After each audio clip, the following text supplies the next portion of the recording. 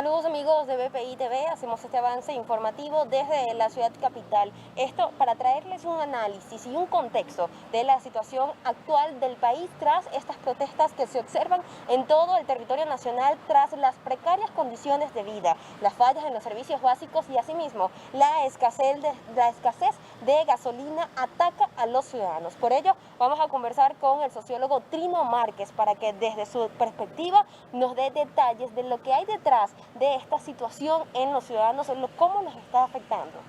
Bueno, por detrás lo que hay es la enorme ineficiencia del gobierno, la corrupción, la irresponsabilidad, la desidia que ha caracterizado al gobierno de Nicolás Maduro. El pueblo se cansó porque la principal víctima de esta enorme irresponsabilidad es precisamente el pueblo, y el pueblo más humilde, el más desfavorecido. Por ejemplo, hoy, en este momento en que tú y yo hablamos, Andrea, el salario mínimo de los venezolanos es menos de $1. Es el más bajo del mundo entero. Las pensiones que reciben nuestras personas de la tercera edad es menos de $1 también. Y esta es una economía dolarizada que puede comprar una persona con menos de $1. Y resulta que el gobierno les entrega las pensiones a las personas de la tercera edad para que sobrevivan un mes. ¿En qué condiciones pueden vivir una persona que recibe menos de $1? Tenemos la inflación más alta del mundo. Por séptimo año consecutivo, Venezuela tiene la inflación más elevada de todo el planeta. Y debo decir que la segunda inflación más alta del mundo es la de Argentina.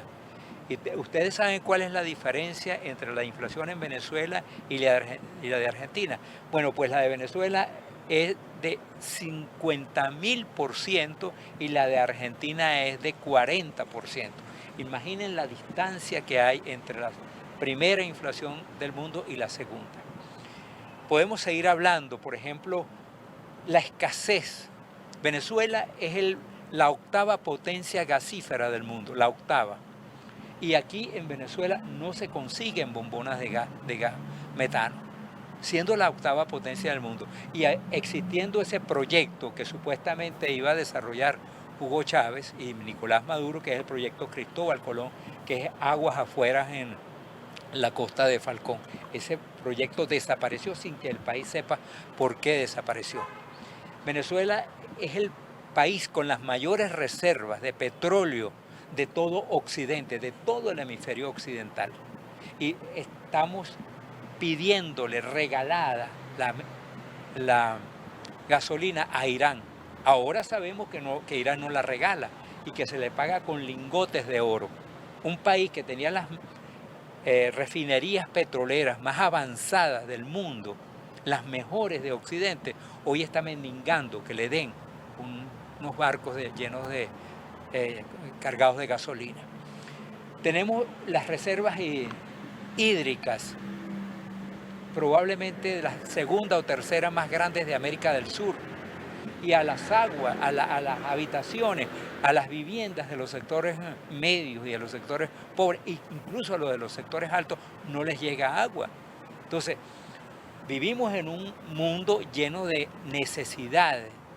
Es un gobierno que ha destruido la vida de los venezolanos y que ha convertido la vida cotidiana de los venezolanos en un infierno. No hay transporte público. En Caracas se destruyó el metro, que era un símbolo de la ciudad y un orgullo para todos los caraqueños. El metro de Valencia no se ha construido, el de Maracaibo tampoco. La red ferroviaria que comunicaría a Caracas con Guarenas y Guatire tampoco se construyó. El dinero se lo han robado. La red eléctrica que nosotros llegamos a tener era la más importante de América del Sur. El consumo de kilovatios por persona, per cápita, era el más alto de América Latina. Y hoy los apagones son constantes. Bueno, entonces lo que está por detrás de la protesta de los ciudadanos es ese malestar que lo produce la incompetencia y la corrupción, porque esto no es por casualidad que ocurre, esto es porque se han robado los reales que pertenecían a la nación, porque acabaron con la meritocracia, porque pusieron en cargos directivos a personas que no tenían ni siquiera la más mínima idea de cómo dirigir una empresa compleja, como eran las empresas de la Corporación Venezolana de Guayana, o como era Petróleos de Venezuela, o como era la electricidad de Caracas, ejemplo de eficiencia y de calidad. Bueno, entonces todo este conjunto de factores ha hecho que la vida de los venezolanos se haya convertido en un infierno, y la gente decidió espontáneamente que no iba a seguir aceptando que un gobierno tan inepto como el que preside Nicolás Maduro siguiera hundiéndolo en la miseria. Eso es lo que está ocurriendo. El comercio en Venezuela siempre habla de un retroceso tras todas estas crisis económicas. En la calidad de vida del venezolano, ¿se podía decir un año promedio en que nos encontramos tras estas fallas en los servicios básicos, tras esta corrupción que usted muy bien señala? Sí, bueno, uno de los sectores que más se ha visto afectado es precisamente el del comercio, porque el comercio es el intermediario entre el productor y el consumidor. Y claro, hoy el comercio está afectado, entre otras razones muy poderosas, por la escasez de gasolina. ¿Cómo se distribuyen los productos, los pocos productos que se fabrican en el país? ¿Cómo llegan a los centros de distribución los productos agrícolas? ¿Cómo llega la yuca, el ñame, la papa, las hortalizas, el ocumo? ¿Cómo llegan desde los centros de producción en el estado Guárico, en el estado Yaracuy, en los Andes venezolanos, en Táchira, en Mérida? ¿Cómo llega a los centros de distribución en las capitales de los estados y en la capital central, que es Caracas? ¿Cómo se distribuye el pescado, los peces que se pescan en la costa oriental del país o en la costa norte, en Falcón? ¿Cómo llegan a Caracas si no hay manera de transportarlo? Entonces, claro, ese sector intermedio que es el comercio se ha visto terriblemente afectado. Además, el manejo que ha hecho el gobierno de Nicolás Maduro de la pandemia ha sido nefasto.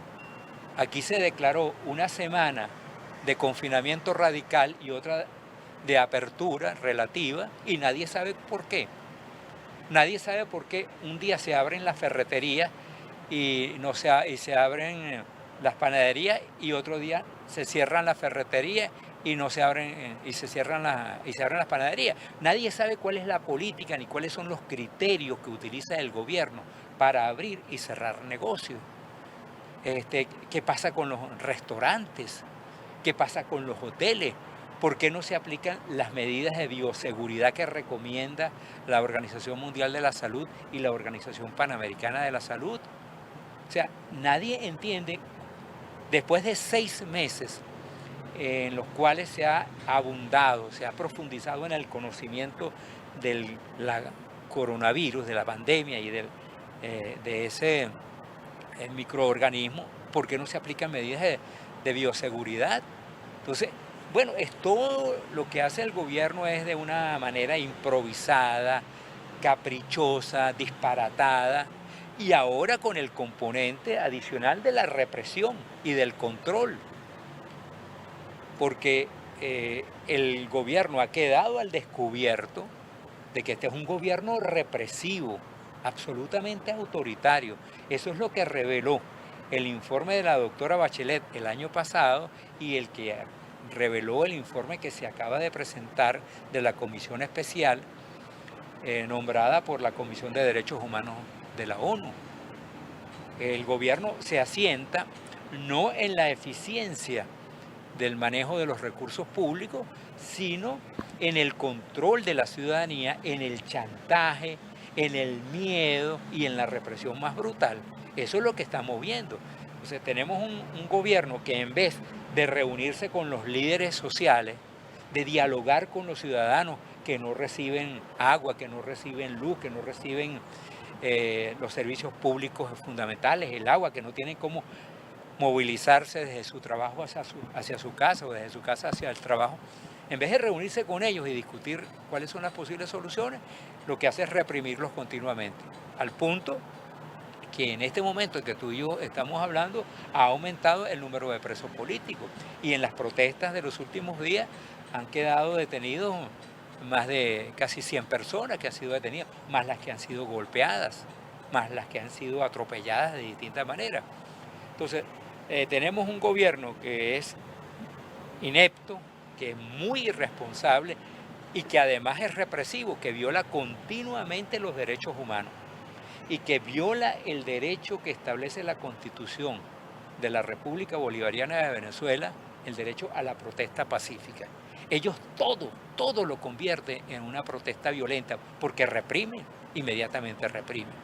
Y acabaron con el diálogo y con el consenso. Aquí no hay consenso, aquí lo que hay es coerción, represión abierta contra, ya no solamente contra los líderes políticos, ya no es que ponen preso a los diputados o a los dirigentes de los partidos, no, ya es el ciudadano común y corriente que, insatisfecho por el nivel de abuso que comete el Estado y que comete el gobierno, sale a protestar y a defender los derechos que le consagra la Constitución. Algo importante en su intervención es el papel que está jugando en estos momentos los cuerpos de seguridad y asimismo los militares en estos momentos, cuando hay personas, incluso de la tercera edad, con niños que salen a lo que sería manifestar un derecho, lo hacen de manera pacífica, pero hemos visto en imágenes que no importa quién esté, ellos salen a reprimir. Ese papel de los cuerpos de seguridad en estos momentos es fundamental para la administración de Nicolás Maduro. Por supuesto, es el punto fundamental de la política. Antes decía que desapareció el consenso y el diálogo y la negociación. Y esos componentes fueron sustituidos por la coerción y la represión abierta. Y ese es el giro que ha dado Nicolás Maduro. Ese es el giro. Se ha convertido en un gobierno, además de ilegítimo como es, porque no es reconocido por más de 50 países democráticos del mundo, que son precisamente los países más avanzados de la Tierra, además de que no es reconocido por esos 50 países, ahora lo que hace es reprimir continuamente. Y aquí hay que decirle una cosa al gobierno, y se la quiero decir al fiscal general de la República, que es un cómplice de lo que hace el gobierno. En vez de defender al pueblo, como tiene que hacerlo, como es el mandato constitucional, lo que hace es defender al gobierno de Nicolás Maduro. El Estado y el gobierno y los cuerpos policiales no están para vengarse de la gente, sino para aplicar la justicia. Todo Estado necesita de cuerpos de seguridad, necesita de policía, pero necesita de policías que se ajusten a la ley, que cumplan con el mandato de la Constitución, que apliquen justicia, no que se venguen para favorecer los intereses de los jerarcas que están en el gobierno.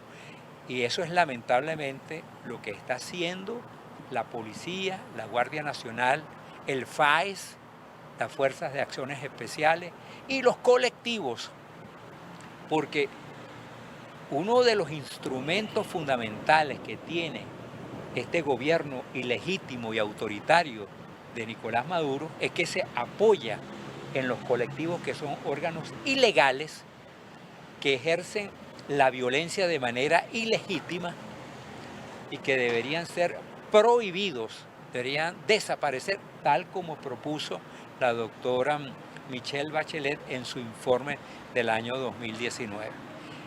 Igual debe ocurrir con las fuerzas, con la FAE, con las Fuerzas de Acciones Especiales. Ese es un cuerpo que debe ser eliminado, tal como propone también la doctora Bachelet. Y repito, los cuerpos policiales no están para atropellar los derechos humanos ni para violar la Constitución, sino para defender el Estado de Derecho y para hacer que la gente cumpla con las leyes, no para cometer venganza. Entonces, finalmente, Andrea, ciertamente estos cuerpos policiales son una columna central sobre la que se asienta el régimen de Nicolás Maduro. Hay que recordarle a Nicolás Maduro que lo que decía Napoleón Bonaparte, que los fusiles sirven para muchas cosas, menos para sentarse en ellos. Es decir, un gobierno, y especialmente un gobierno que se dice democrático, debe buscar el diálogo, la concertación, la negociación y los acuerdos, y no vivir apelando a la fuerza como lo hace continuamente el gobierno que él preside.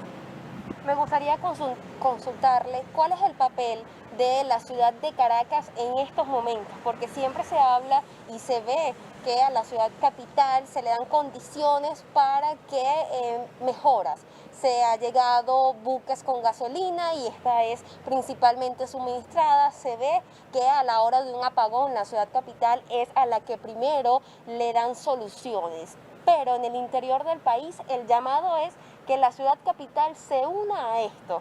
¿Cuál sería el escenario de por qué esta situación no sucede o no ha sucedido todavía? Bueno, es que Caracas es la capital de la ciudad, como dice el himno nacional, seguir el ejemplo que Caracas dio. Y precisamente el gobierno de Nicolás Maduro evita que en Caracas haya un estallido social, que se produzca un estallido de grandes proporciones, porque ese estallido podría servir el ejemplo para que en otras capitales de la provincia y en otros pueblos importantes se produzca, se desencadene un movimiento de protesta que conduzca a una situación de colapso nacional. Eso es lo que quiere evitar el gobierno de Nicolás Maduro. Por eso es que Caracas está protegida, está aislada, se le favorece porque se le proporciona electricidad, se le proporciona agua en la medida de lo posible, se le proporciona gasolina a los barcos que están llegando al país, que provienen de Irán, luego de que Irán les cobre en galones de oro. Bueno, llegan a Carenero y desde Carenero se distribuyen para Caracas. Entonces, Caracas es una ciudad privilegiada y protegida porque el gobierno quiere evitar que Caracas se convierta en un ejemplo de rebelión, de protesta y que aquí se produzca un estallido que sea seguido por otros países. Ahora, por otra ciudad. Ahora, ¿hasta cuándo es posible mantener esto? Uno no sabe, porque esa gasolina, por ejemplo, que está trayendo Nicolás Maduro de Irán, es una gasolina muy costosa. El gobierno tiene que pagar, la situación económica de Irán es muy delicada por el desastre que ha significado el régimen de los ayatolás en Irán. Bueno, ¿hasta cuándo se puede mantener esa ciudad privilegiada que es Caracas? Nadie lo sabe. El gobierno se ve que está dispuesto a sacrificar toda la provincia. Lo que está ocurriendo en el Zulia, por ejemplo, lo que ocurre en el Táchira, en Sucre y en capitales, en Maracaibo, en San Cristóbal, en Cumaná y en pueblos más pequeños, es terrorífico, absolutamente terrorífico. Y por supuesto que hay mucho más malestar porque la gente del interior se da cuenta de que Caracas es privilegiada y eso es injusto porque vivimos en una democracia y al final todos somos venezolanos, todos somos seres humanos, la gente tiene exactamente las mismas necesidades, la gente tiene que comer 3 veces al día, tiene que movilizarse, tiene que ir a su trabajo, tiene que adquirir las medicinas, tiene que cocinar con gas, con electricidad y los servicios públicos deberían ser de la manera más homogénea, repartidos de la manera más homogénea posible, pero esto no está ocurriendo. Entonces, yo no estoy de acuerdo con esta discriminación porque se ha producido una especie de apartheid. Caracas es una zona privilegiada, algunos sectores de Caracas, vamos a decirlo, porque hay otros sectores en los barrios más pobres que padecen exactamente las mismas condiciones que padecen la gente del interior. Pero bueno, podemos decir que el núcleo central de Caracas recibe los privilegios que no recibe el interior y esto es indebido. Esto no se puede aprobar, esto es inaceptable. Para ya finalizar, me gustaría su posición ante el evento del 6 de diciembre, un evento que tiene tanto a la política nacional e internacional en alerta. Los ciudadanos, ¿cómo se enfrentan ante esta situación, ante estos llamados de no participar y de a su vez de participar? Mira, yo creo que las elecciones del 6 de diciembre son unas elecciones completamente ilegítimas. por varias razones. Una, porque fueron convocadas por un Consejo Nacional Electoral designado por Michael Moreno y Nicolás Maduro, abortando el proceso que se venía siguiendo en la Asamblea Nacional, porque a finales del año pasado o a comienzos de este año se constituyó el Comité de Postulaciones que prevé la Constitución Nacional y la Ley del Sufragio, la Ley de Procesos Electorales. Ese Comité de Postulaciones venía realizando su trabajo normal. Ese trabajo fue interrumpido, fue abortado por Nicolás Maduro, quien decidió que el Consejo Nacional Electoral tenía que ser nombrado por el Tribunal Supremo de Justicia. Ahí hay una irregularidad. El otro aspecto importantísimo es que no se puede hacer campaña electoral por las condiciones del coronavirus. En Venezuela se van a elegir en diciembre, o se elegirían 165 diputados, de los cuales 80 o 90 van a ser electos en el circuito nacional, es decir, en todo el país. La persona que vota en Carúpano está votando por un candidato que está en el Zulia. Bueno, ¿cómo hace ese candidato que está en Carúpano para que el elector del estado Zulia lo conozca, sepa cuáles son sus proposiciones, cuál es su programa legislativo? Esto es imposible. Incluso estamos en Miranda en este momento. ¿Cómo hace un candidato de Miranda que va por un circuito electoral para promover su programa legislativo y para que los electores lo conozcan? Es imposible, porque no hay gasolina. Y por las condiciones impuestas por el coronavirus y por las semanas estas de confinamiento radical, no es posible circular libremente por el territorio del estado Miranda. Entonces, un derecho fundamental que tiene el elector, que es conocer a los candidatos, ese derecho quedó vulnerado.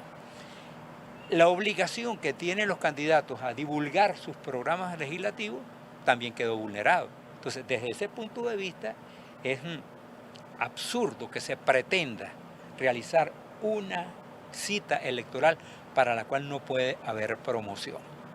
En tercer lugar, se ha dicho mucho que no participar o participar legitima o deslegitima el gobierno de Maduro. Mire, el gobierno de Nicolás Maduro no hay manera de legitimarlo. No hay manera de legitimarlo, porque ese señor fue a unas elecciones el 20 de mayo del año 2018 que no fueron reconocidas por las principales democracias del mundo. Por las principales democracias del mundo. Entonces, y además este proceso electoral está siendo convocado por un Consejo Nacional que es ilegítimo también. Entonces, ese gobierno de Maduro no es posible legitimarlo bajo ninguna circunstancia. Y quiero decirte, además, que lo único que le interesa a Nicolás Maduro para ganar las elecciones de la Asamblea Legislativa, lo único que le importa es que la Asamblea Nacional le permita contraer empréstitos internacionales y comprometer a la República, tal como lo establece el artículo 187, numeral 18. Pero resulta que como esas elecciones son ilegítimas, ningún organismo internacional ni ningún país democrático le va a dar préstamo para endeudar a la República, aunque vaya con la firma de todos los diputados. Mire, ni el Banco Mundial, ni el Fondo Monetario Internacional, ni el Banco Interamericano de Desarrollo, ni Canadá, ni la Unión Europea, y muchísimo menos los Estados Unidos, le van a dar préstamos al gobierno de Nicolás Maduro, aunque vaya con la firma de todos los diputados de la Asamblea Nacional. Entonces, ¿cuál es el sentido de participar en unas elecciones donde los electores no saben quiénes son los candidatos? Los candidatos no pueden promoverse. El elector, un sector importante de los electores no sabe ni siquiera que hay elecciones. Y además hay una resistencia enorme por parte de los venezolanos para ir a votar, porque sienten que se están burlando de ellos, porque los verdaderos problemas de los venezolanos son los problemas que tú y yo hemos hablado aquí. Problemas de la comida, del gas, del agua, de la electricidad, de la salud pública, de la educación y del transporte. Esos son los problemas que le importan al venezolano. Entonces, ¿Cuál es la motivación que tienen los venezolanos para ir a votar en el 6 de diciembre? Entonces, esas son unas elecciones para complacer a Nicolás Maduro. Y yo lo que recomiendo es dejarlo solo a él y dejarlo a él con sus amigos, con sus compañeros, que convoque sus elecciones. Es muy poco lo que van a poder hacer. Si ya tienen el control de todas las instituciones, tienen el control del Tribunal Supremo, de las Fuerzas Armadas, de todos los organismos de seguridad, la Fiscalía General de la República, el Banco Central de Venezuela, las empresas de... Ahora que tengan el control de la Asamblea Nacional de forma legal, entre comillas, eso no les agrega absolutamente nada. Y lo que va a hacer es enredar a la opinión pública mundial y a la comunidad internacional que está esperando que la oposición luche por unas elecciones libres, competitivas, justas, transparentes. Ese debería ser el objetivo que nos unifique a todos los sectores democráticos. Bien, amigos de BPI TV, escuchaban el análisis por parte del sociólogo Trino Márquez, en primera instancia lo que hay detrás de las protestas que se están desarrollando en el territorio nacional y asimismo tras este evento que se desarrollará el 6 de diciembre por parte de la administración de Nicolás Maduro. Esta es parte de la información que podemos ofrecer desde la ciudad capital, reportó Andrea Espinosa Martínez para BPI TV.